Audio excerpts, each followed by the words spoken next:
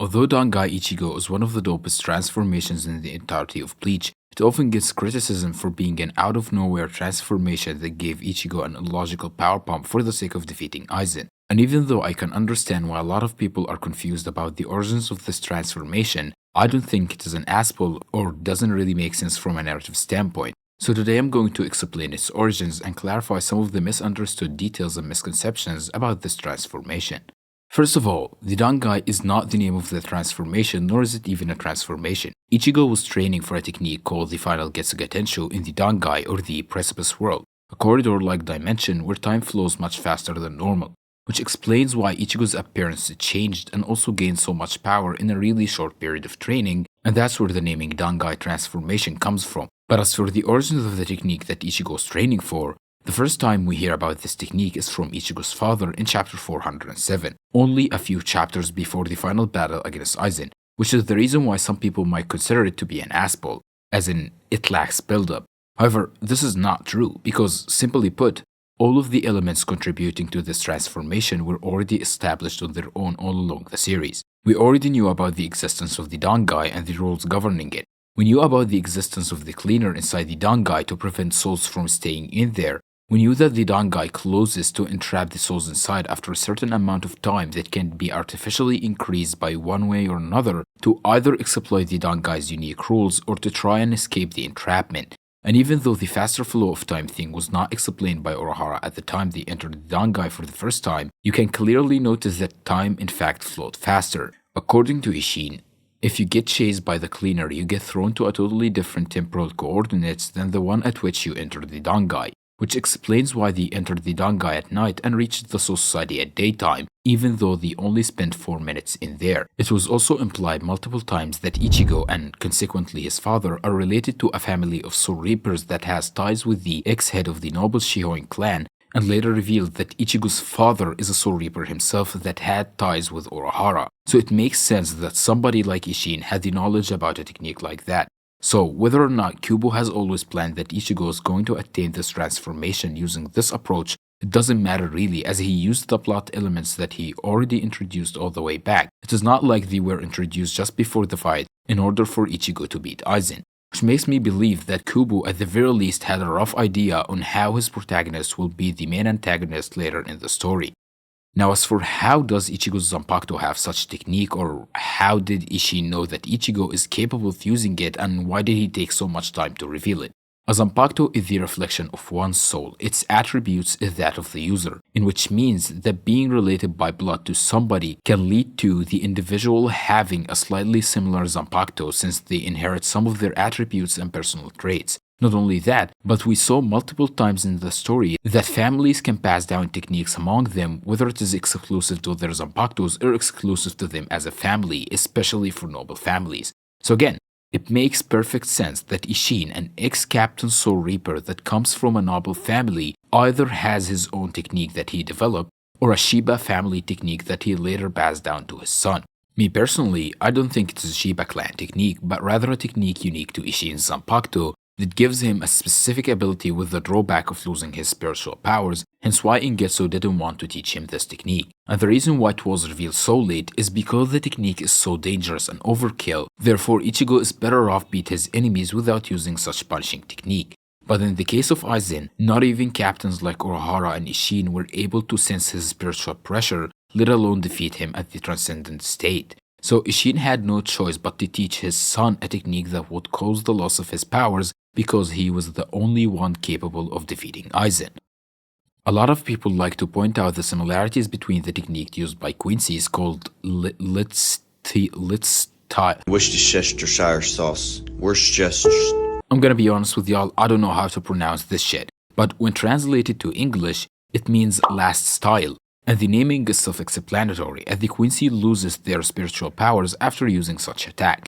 The Final Getsuga, on the other hand, is a technique that originates from Ichigo's Soul Reaper powers, which begs the question, why is it so similar to Quincy's last style?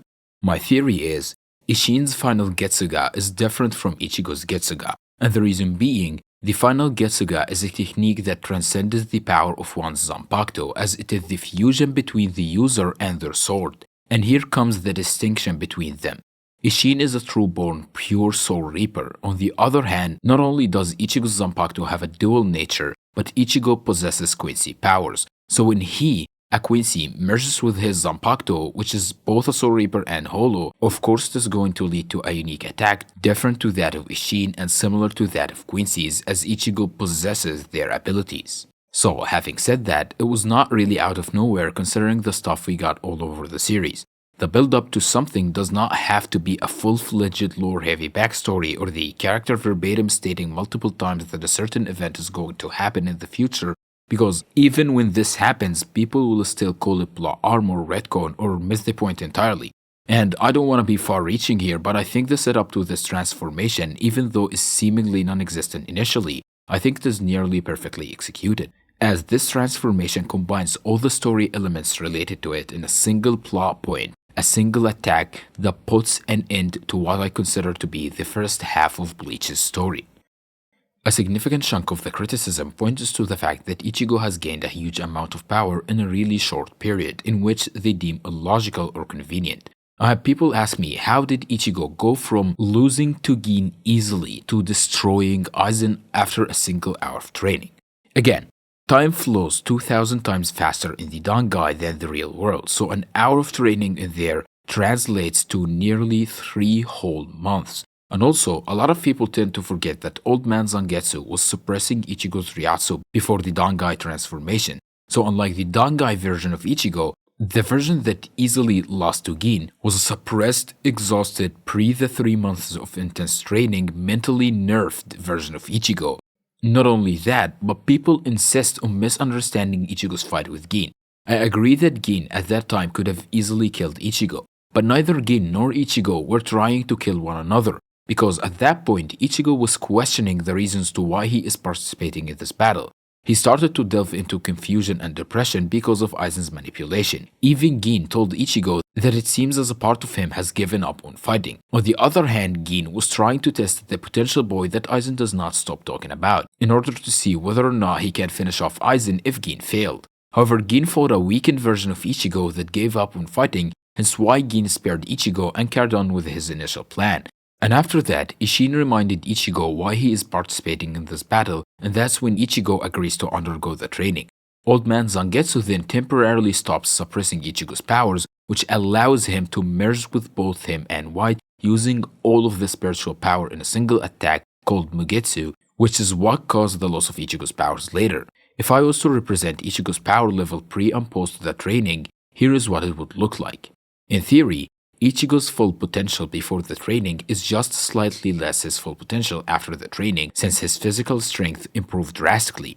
However, before the training or the transformation, he was only using a fraction of the slightly less potential, in addition to being extremely tired after fighting multiple espadas with barely any rest. Unlike Dangai Ichigo, who was basically the full potential of Ichigo's false powers, which is far from Ichigo's true potential by the way, but maybe I will discuss that in another video. But this explains the huge difference in power levels in the really short period.